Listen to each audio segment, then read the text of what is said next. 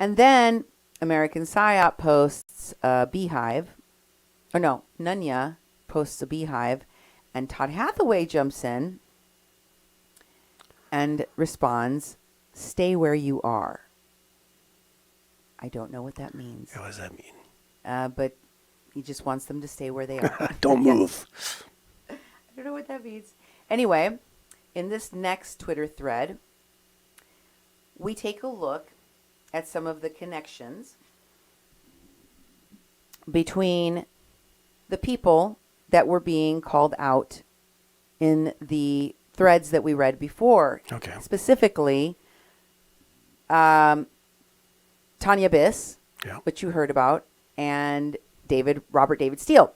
So in this post by Arturo Tafoya, who has those conspiracy distillery websites on YouTube and elsewhere, where you can see, listen to the entire interviews with James Martinez and Wes Clark and John B. Wells, he posted in response to Todd Hathaway and the Midas Touch and two others. I can't tell who exactly was on that thread.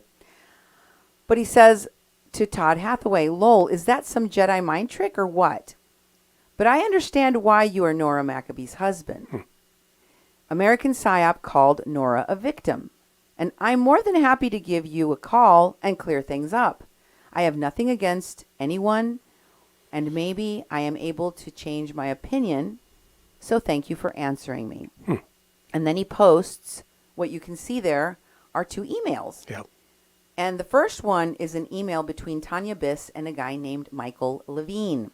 You can see right there at the very top, it says a foreword about Cicada 3301, the puzzle game, and its tone and format.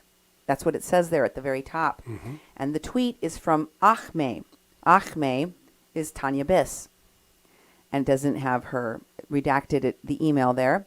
And the subject is Cicada tone and format, and it is written to Michael Levine. We'll talk more about who that is in a moment. If you could blow that tweet up, or that tweet, if you could blow up, excuse me. Make it bigger so you can read it. So I can read it. It's a hard one to deal with, but here we go.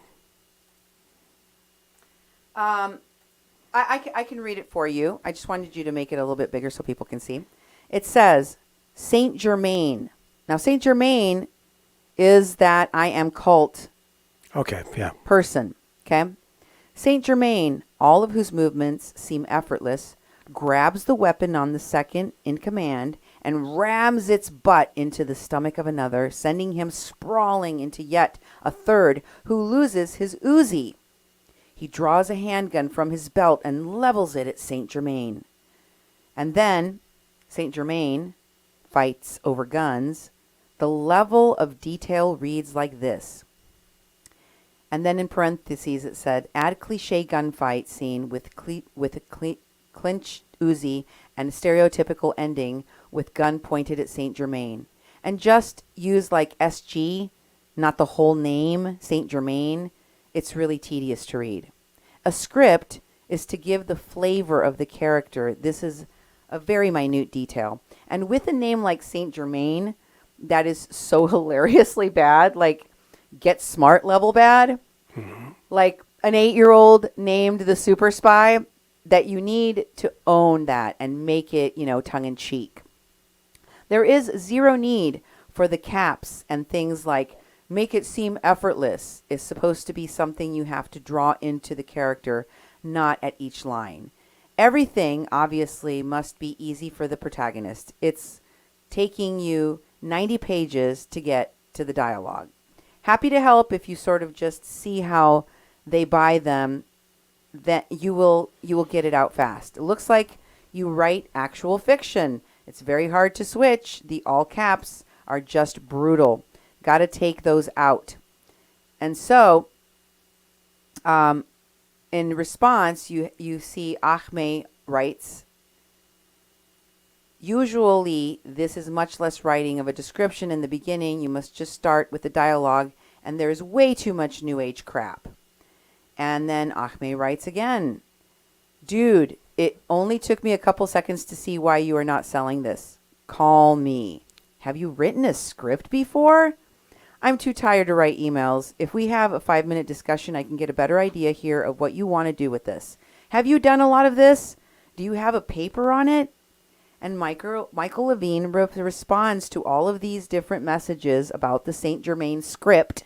Obviously, we're talking about a movie script here, or a show script of some sort. And the response from Michael Levine is to Tanya Biss, Stephen Biss's wife, the lawyer of Devin Nunes. And he says to Tanya, Thomas, that's Thomas Schoenberg, Thomas filled me in a bit today about your discussion with Sean Stone. He said that you're thinking of approaching Cicada first as a feature rather than a television show, and that the tone would be a bit lighter than what we had originally discussed, i.e. more Sherlock Holmes than Mr. Robot. Just to make sure we are on the same page, I thought I'd check with you to get your thoughts directly. I also thought I'd send you a script I wrote for a different project that Thomas and I are developing as an example of the kind of tone I think we're talking about, called Saint Germain and the Bell of Power, and based on Thomas's ancestor. See, Thomas Schoenberg, who is alleged to be one of the creators of the QAnon movement, he's accused of being the creator or the person that started or that took Cicada 3301 and started the QAnon movement. Okay. He alleges that he is Saint Germain. I see. He alleges that he is the ascended master and that his ancestors are Saint Germain and that he is the leader of the cult of I Am. He's one of the leaders of the cult of I Am. So, that is how all of this connects to Sean Stone and Tanya Biss. Following? Continued, he says, this Bell of Power is a feature-length script intended to be either the first of a theatrical franchise or the first of a series of made-for-television films like the format of the contemporary Sherlock Holmes series.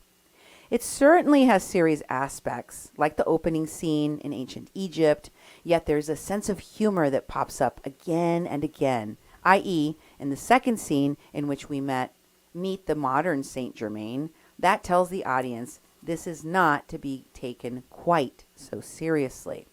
Please look it over and tell me if that's the kind of direction that you and Sean Stone had in mind for Cicada. Oh, really? So you see, Tanya Biss and Mike Levine are having a discussion about scripts and about Cicada 3301 and taking the puzzle and turning it into a show of some sort that features Saint Germain, the leader of the I Am cult.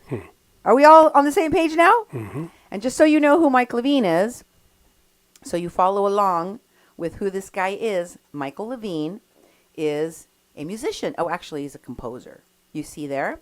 Mike Levine is a trained violinist. He began as a career as studio musician in New York.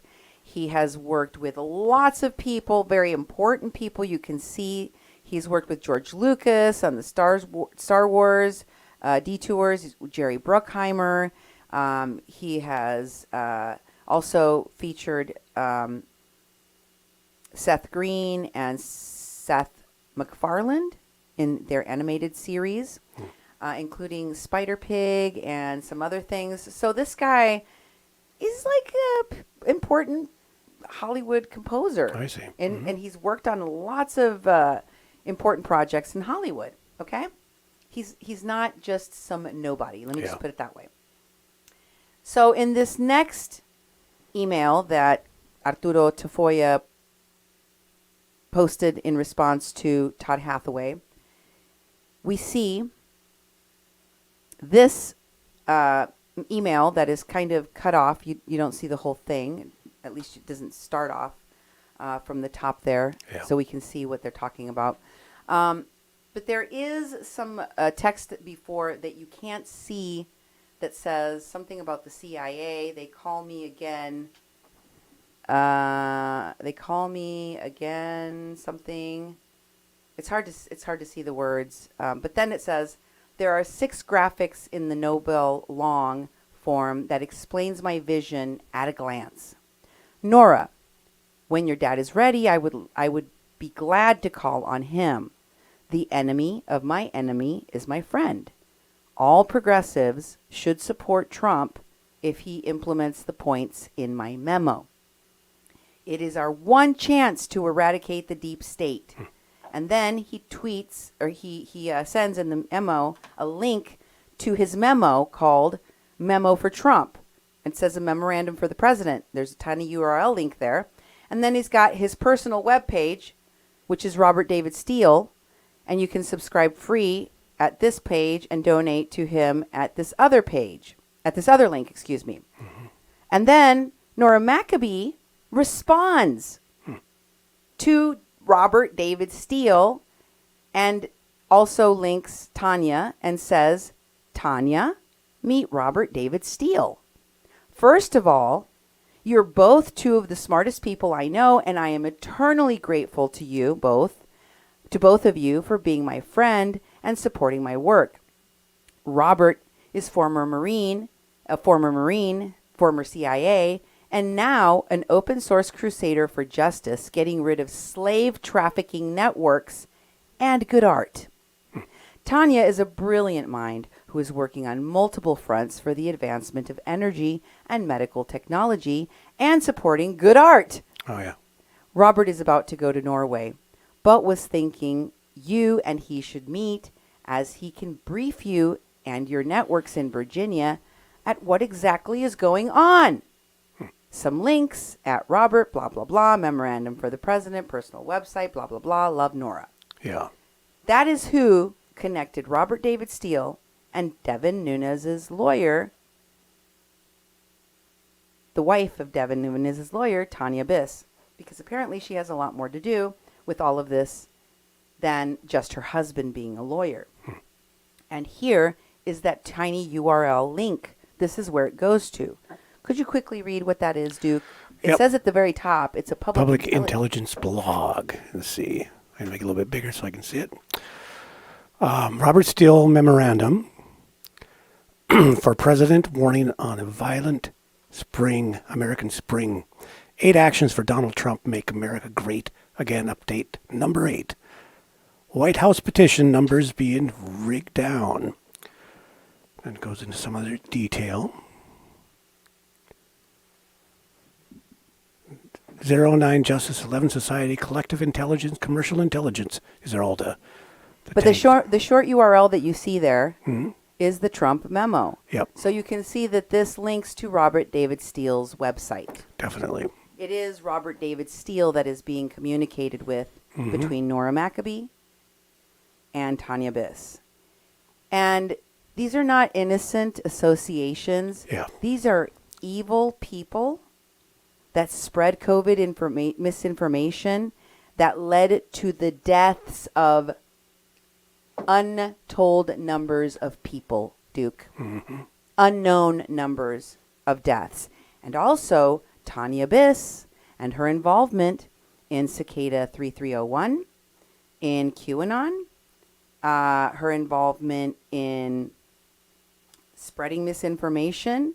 They say, Anthony says, now that's a psyop. And Jack Bryan chimes in. Oh. You can hear the animals in the background when your wife is on the phone with Cindy. Oh, that's right.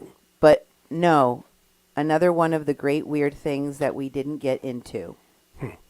Because Who's this Cindy? is the only time that Mr. Bryan, the person that produced the show, even mentions my name in a tweet, or yours, or anybody's related to the content that they stole. That's the only time. Notice how they make sure to keep the name of our show, the name of our station out.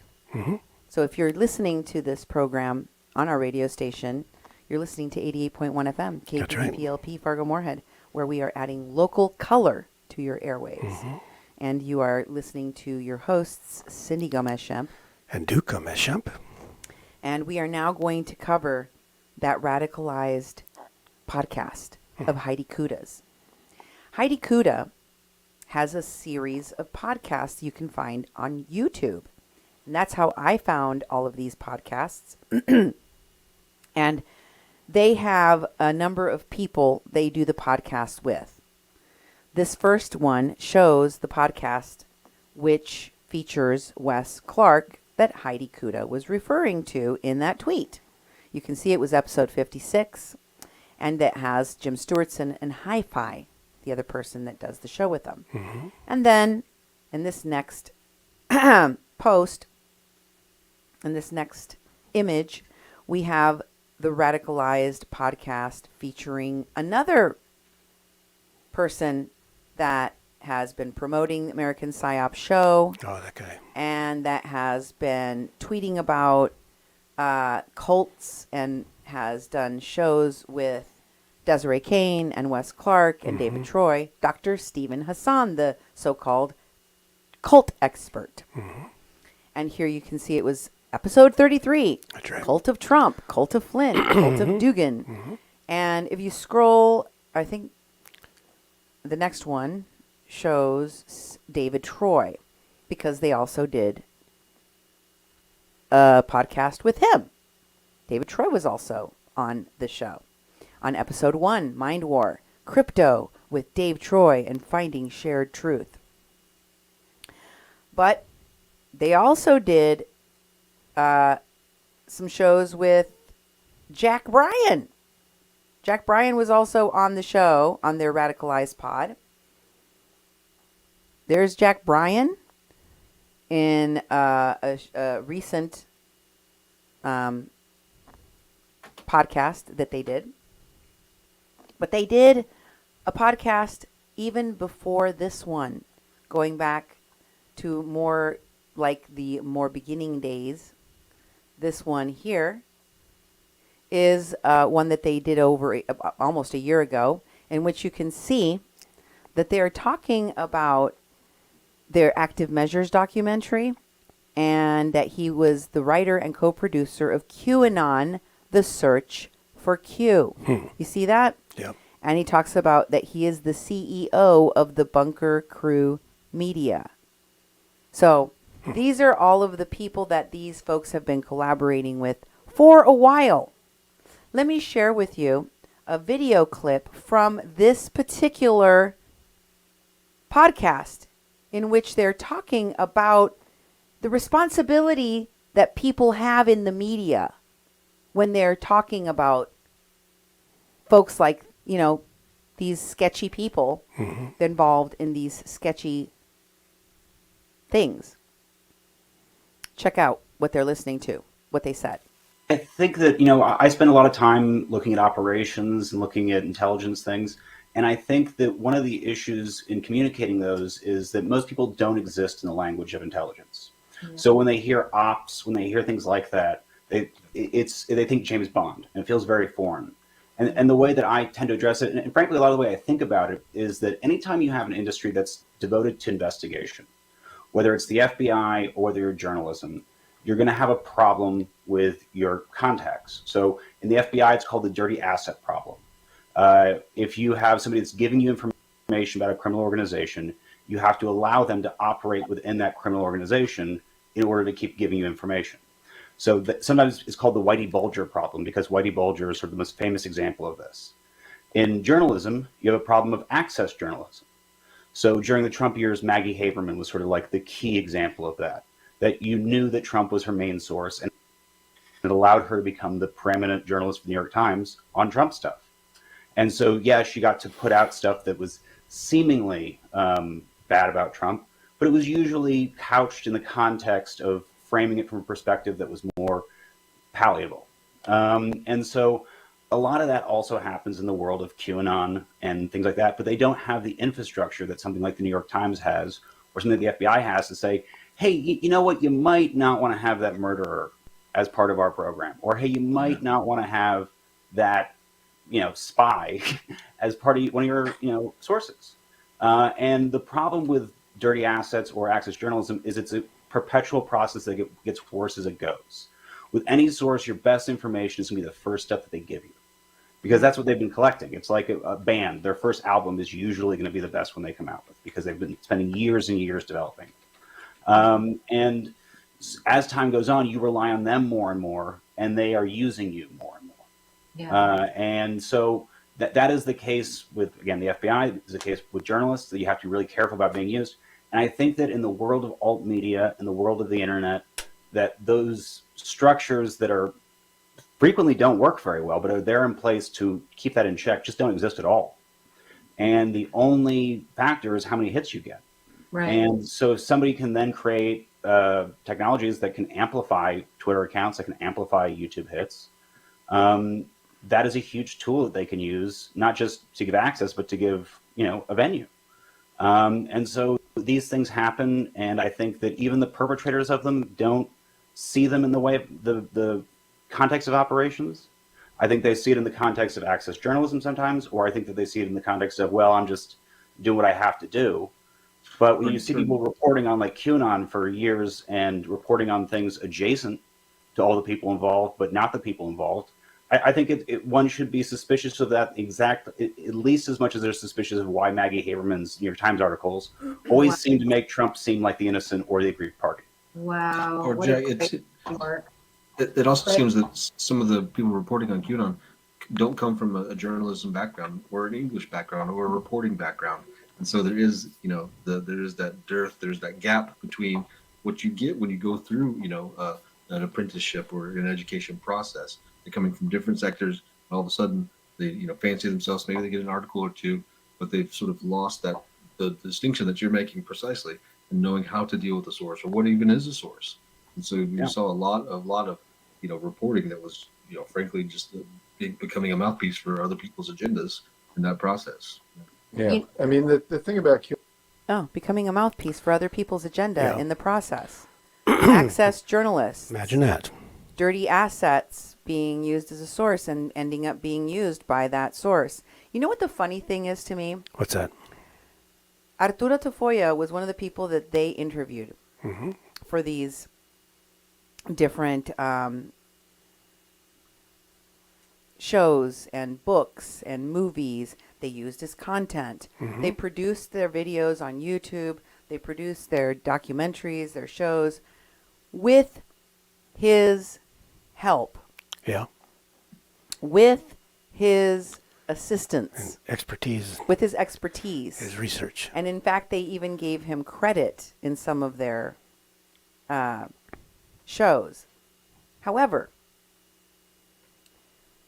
they cut his interviews from their American PSYOP series.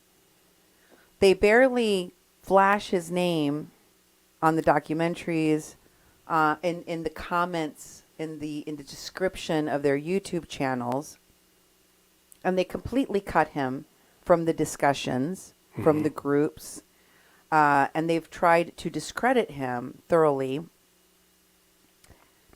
while at the same time they want to villainize certain people, while at the same time taking the Nora Maccobys and turning them, and the Wes Clarks and the Desiree Canes, and turning them into victims.